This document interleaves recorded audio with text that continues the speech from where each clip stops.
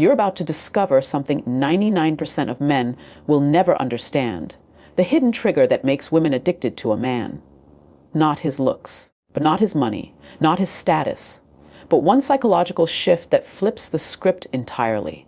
And if you ignore this, you'll stay stuck in the cycle of chasing, begging, and wondering why she always loses interest. But here's the truth. Women don't fall for what you do. They fall for how you make them feel. And when you master this feeling, she won't just like you. She'll obsess over you. She'll chase you. She'll fight for your attention. Because once you unlock this, you won't just attract her. You'll own her emotions. I'm not talking about manipulation. I'm talking about human nature. Deep, primal wiring that most men never tap into. And today, I'm handing you the key. But pay close attention, because this isn't some cheap pickup trick. This is the difference between being just another option and becoming the man she can't forget. The man who lingers in her mind long after you're gone. The man who makes other guys seem boring by comparison. And if you think this is hype, think again. By the end of this video, you'll know exactly why some men have women chasing them while they get ghosted after one date. This isn't luck. It's strategy. It's psychology. And it's waiting for you to claim it. So lean in, turn up the volume, and get ready, because what you're about to learn will change everything. Let's begin. Let's start with something fundamental, something so deeply wired into human nature that we often overlook its power. When a woman feels truly seen by you, not just noticed, not just acknowledged, but understood at a level that goes beyond words, something shifts in her perception of you. It's not about flattery. It's not about performing some scripted routine. It's about the profound psychological truth that people, and women in particular, crave recognition, not of their surface, but of their essence. Think about it. How many men actually see the women they interact with? Most are distracted. They're scanning the room, half listening, formulating their next response while she's still speaking. They're physically present, but emotionally absent. And women feel that. They sense when a man's attention is divided, when his focus is transactional rather than transformative. But when you lock in, when you give her the rare gift of your undivided presence, you communicate something extraordinary. You matter.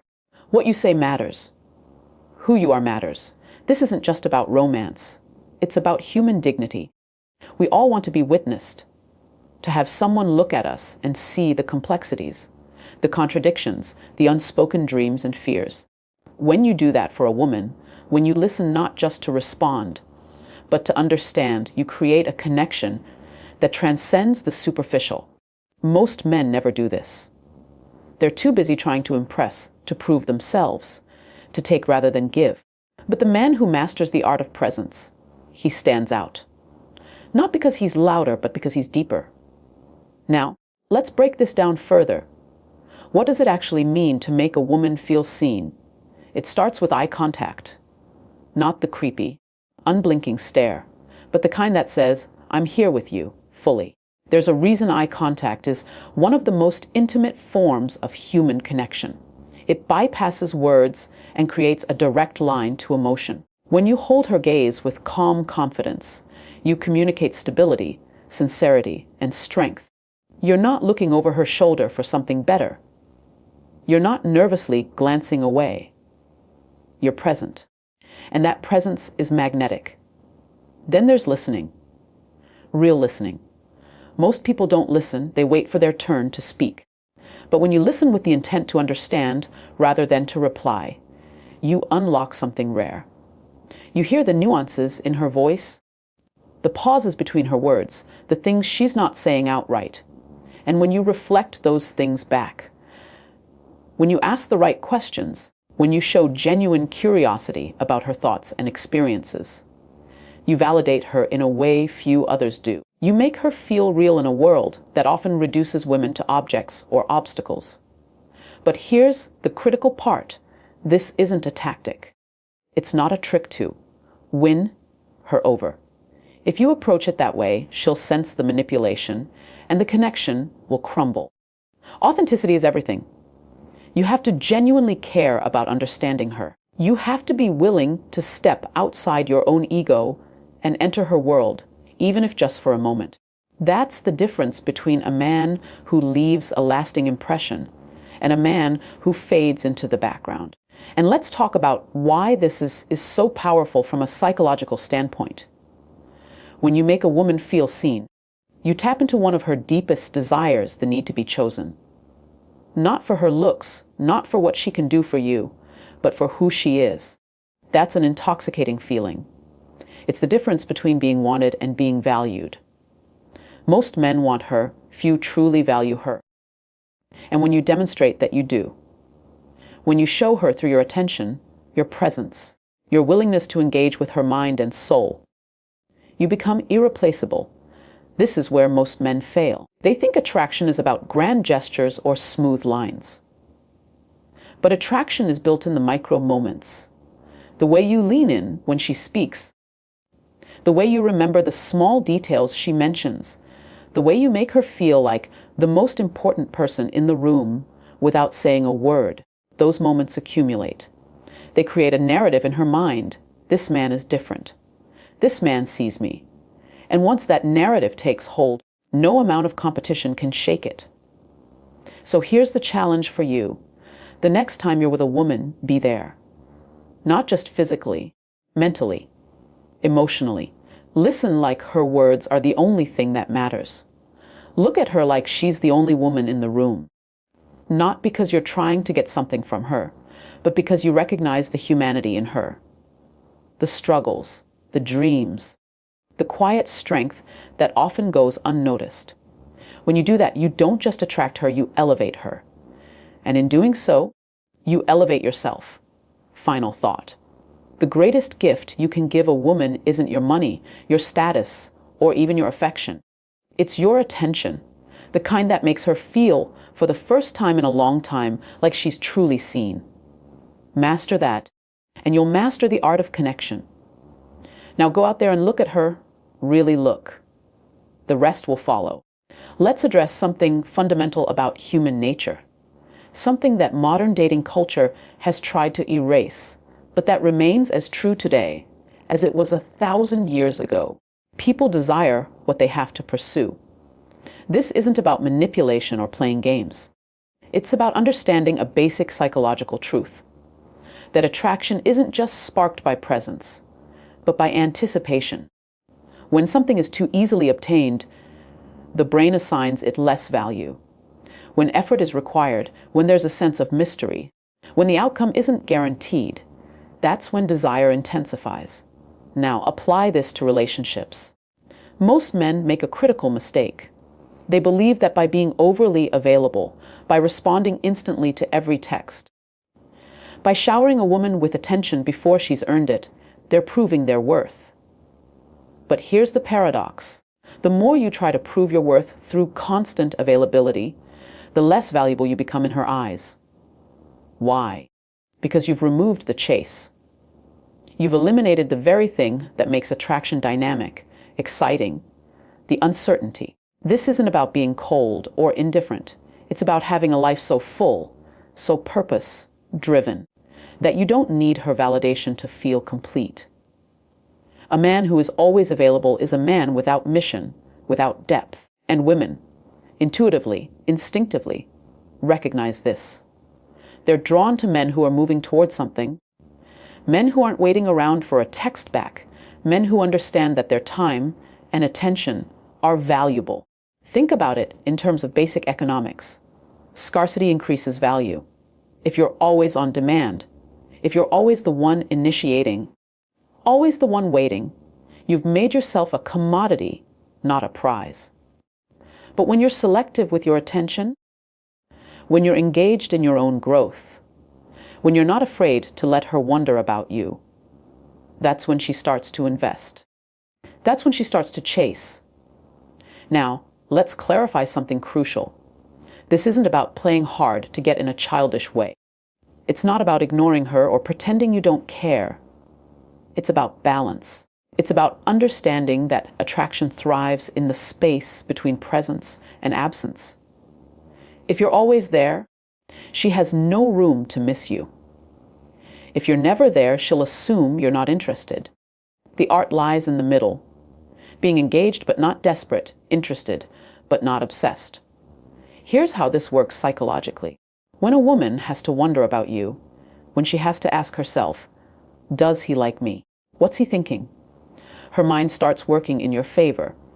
She begins to invest emotionally. She starts replaying interactions, analyzing your words, looking for signs. And the more mental energy she spends on you, the more attached she becomes. This isn't manipulation, it's human nature. We value what we put effort into. But there's a deeper layer here, one that most men miss. The chase isn't just about her pursuing you. It's about you being someone worth pursuing. If you're stagnant, if you're predictable, if you're not growing, why would she chase? The chase only works if you're moving forward, if you're a man who is constantly evolving, who has goals, passions, and a life outside of her. That's what makes you intriguing. That's what keeps her coming back. This is where so many men fail. They think attraction is about what they say, the perfect pickup line, the clever text. But attraction is about what you are. Are you a man who is on a mission? Are you someone who commands respect, not by demanding it, but by embodying it? Are you living in a way that makes her want to be part of your world? That's the real chase. Not playing games, but being so focused on your own path that she has to step up to join you. And here's the most important part. The chase never really ends. Even in a committed relationship, attraction is maintained through continued mystery, through the sense that there's always more to discover about you. If you become complacent, if you stop growing, if you think you've won her and no longer need to challenge yourself, that's when the spark fades. The chase isn't just a phase, it's a mindset. It's the understanding that a relationship isn't a finish line, but a journey where both people are constantly striving, evolving, and choosing each other every day. So how do you apply this? Start by reframing your approach. Don't be the man who is always waiting for her attention. Be the man who is worthy of her attention. Have a life that excites you. Be busy, not as a tactic, but because you're building something meaningful. Let her see that your time is valuable, that your energy is reserved for those who earn it. And when you do give her your attention, make it count. Be fully present, fully engaged, and then return to your purpose. That's how you create the thrill of the chase, not by playing games, but by being a man who is genuinely, irresistibly worth chasing. Final thought. The chase isn't about making her work for your affection. It's about being a man whose affection is worth working for. Build yourself into someone who doesn't just demand attention, but commands it. Then watch as she not only chases, but chooses to stay. There's a fundamental misunderstanding in modern relationships about what women truly want from a man. It's not just about security or comfort, or even passion, though those matter. What women crave at the deepest level is inspiration. They want to be with someone who doesn't just occupy space in their life, but who elevates it. Someone who doesn't just love her as she is, but who sees who she could become, and challenges her to rise to that vision. This is where most men fail spectacularly. They think being nice is enough. They believe that by simply agreeing with everything she says, by never pushing back, by creating a frictionless existence, they're being good partners. But that's not partnership, that's passivity. And passivity is the death of attraction. Women don't fall in love with doormats. They fall in love with men who stand for something, men who have their own moral compass, men who aren't afraid to call forth her highest potential. Even when it's uncomfortable, let's break down why this is so powerful from a psychological standpoint. Human beings are wired to grow. Stagnation is a kind of death. When you inspire a woman, you tap into her deepest evolutionary programming, the drive to partner with someone who will help her face life's challenges more effectively. This isn't about controlling her or molding her into what you want. It's about recognizing that real love isn't just acceptance, it's expectation. The expectation that she can be more, do more, handle more than she even believes possible. Consider this: the women who are most fiercely loyal, most passionately devoted, are not those who were simply pampered and placated. They're the ones who were challenged by their men, the ones who were pushed to face their fears, to develop their strengths, to confront their weaknesses. There's an alchemy that happens when a man looks at a woman and says, through his actions more than his words, "I know you're capable of greatness, and I won't let you settle for less." That kind of belief is intoxicating. It creates a bond that superficial affection can't touch. But here's the crucial distinction. This isn't about being critical or demanding. It's about being the kind of man who leads by example. You can't inspire her to grow if you're not growing yourself. You can't push her to face hard truths if you're avoiding your own. This is why personal development isn't selfish. It's actually the most generous thing you can do for your relationships. When she sees you pushing your limits, confronting your fears, taking responsibility for your life, she'll naturally want to rise to meet that standard. Think about the most magnetic men throughout history. Not just romantic figures, but leaders, innovators, warriors. What made people follow them wasn't just their power, but their vision. They saw potential in others that those people didn't even see in themselves. That's your task as a man in a woman's life, to be the mirror that reflects back not just who she is, but who she could become. Not through empty flattery, but through genuine belief coupled with the willingness to hold her accountable. This plays out in practical ways every day. It means having the courage to tell her when she's making excuses instead of nodding along. It means encouraging her to take that career risk she's been avoiding. It means refusing to indulge her pettiness or negativity while still being compassionate toward her struggles. It's a balancing act. Firm but not harsh, challenging but not cruel. When you get it right, something remarkable happens. She doesn't resent you for pushing her. She respects you for it. More importantly, she respects herself more because of it. There's a neurological basis for this phenomenon. When we're around people who expect more from us, our brains actually rewire themselves to meet those expectations. It's called the Pygmalion effect. We rise or fall to the level of what's expected of us. By being the man who sees and calls forth her best self, you're not just changing how she sees you. You're changing how she sees herself. And that's the most powerful gift you can give anyone. Now, this requires immense strength of character on your part. You have to be willing to risk her temporary displeasure for her long-term growth. You have to be secure enough to know that real connection isn't about always being liked in the moment, but about being respected in the long run. Most men fail here because they're terrified of conflict, terrified of her being upset with them. But that fear makes them weak partners. The strongest relationships aren't those without conflict. They're those where both people use friction as fuel for growth. Here's how you put this into action starting today. First, get your own house in order. You can't inspire her to grow if you're not growing yourself. Second, start seeing her not just as she is, but as she could be. Third, have the courage to gently but firmly challenge her when she settles for less than she's capable of. And fourth, this is critical, celebrate her growth when it happens. Recognition reinforces positive change. Final thought, the measure of a man isn't just in how he treats a woman, but in how he transforms her, not into someone else, but into the best version of herself. Be the kind of man who doesn't just occupy a woman's life, but who elevates it. Do that, and you won't need to chase love. It will chase you. Let's cut through the noise and address the core truth that separates men who command respect from those who beg for attention. Women don't respond to what you say. They respond to what you believe about yourself. This isn't about arrogance or empty bravado. It's about the deep, unshakable certainty that you are exactly where you're supposed to be, doing exactly what you're supposed to do. That kind of certainty is magnetic, not because it demands attention, but because it naturally draws it. Think about the most compelling people you've ever met.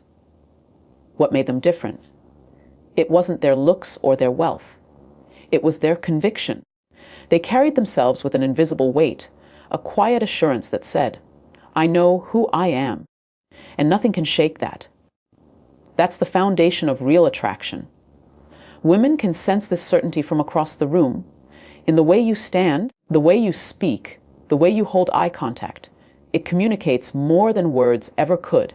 This is a man who cannot be moved. Now, let's dissect why this is so powerful from a psychological standpoint. Human beings are hardwired to seek certainty. It's a survival mechanism. In prehistoric times, uncertainty meant danger. Today, that same wiring makes us gravitate toward people who project stability and confidence. When you radiate unshakable certainty, you trigger something primal in a woman's mind. This is a man who can navigate chaos. This is a man who won't crumble under pressure. That's not just attractive. It's necessary for deep, lasting attraction. But here's where most men fail catastrophically. They mistake certainty for certainty about her.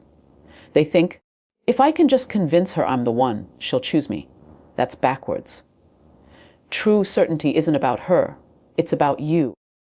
It's the ironclad knowledge that you're valuable with or without her approval. That's what makes the difference between neediness and confidence. The needy man is always looking to her for validation. The certain man knows his worth, and that knowing changes everything. This plays out in subtle but crucial ways. The uncertain man hesitates before speaking, worried about saying the wrong thing. The certain man speaks clearly, unconcerned with perfect reactions. The uncertain man seeks constant reassurance. The certain man is the reassurance. One repels, the other attracts, not through effort, but through being. Let's talk about how this manifests in dating specifically. The man who's unsure of himself will over-pursue. He'll double text. He'll agree with everything she says. He'll rearrange his schedule at the drop of a hat. Why? Because he's terrified of losing her attention. The certain man, he's engaged but not desperate. Interested but not invested. He knows that if it doesn't work out with her, he'll be fine. And that very knowledge makes it more likely to work out. There's a neurological reason for this paradox. When you're truly certain of your own value, you activate what's called reciprocal liking. People tend to like those who don't desperately seek their approval. It's not a trick, it's human nature. We're drawn to those who are comfortable in their own skin, because that comfort is contagious. When you're certain, she relaxes. When you're unsure, she tenses. Your energy dictates the entire interaction. Now, here's the critical distinction. Certainty isn't the same as inflexibility. It's not about being stubborn or closed-minded. It's about having a core so solid that external circumstances don't dictate your self-worth. The certain man can be wrong and admit it, because his confidence isn't based on perfection. He can change his mind, because his identity isn't tied to being right. That's real strength, the ability to adapt without crumbling. This brings us to the most important point. Certainty is earned, not faked. You can't simply act certain. You have to become certain. And that only happens through achievement, through overcoming challenges, through developing real competence in the world. That's why personal growth isn't optional. It's the foundation of everything. When you've faced difficult things and prevailed, when you've built skills and discipline, you know what you're capable of. That knowledge can't be taken from you. So how do you cultivate this quality? Start by getting ruthlessly honest about where you're pretending. Where are you seeking validation? Where are you acting from fear rather than conviction? Then build real evidence for your confidence. Take on challenges. Develop mastery. Push your limits. Certainty grows in proportion to your demonstrated ability to handle life. Finally, practice carrying yourself like a man who belongs wherever he is. Because you do. Not arrogantly, but naturally. Final thought. The most attractive thing you can offer a woman isn't your attention, your resources, or even your affection. It's your certainty.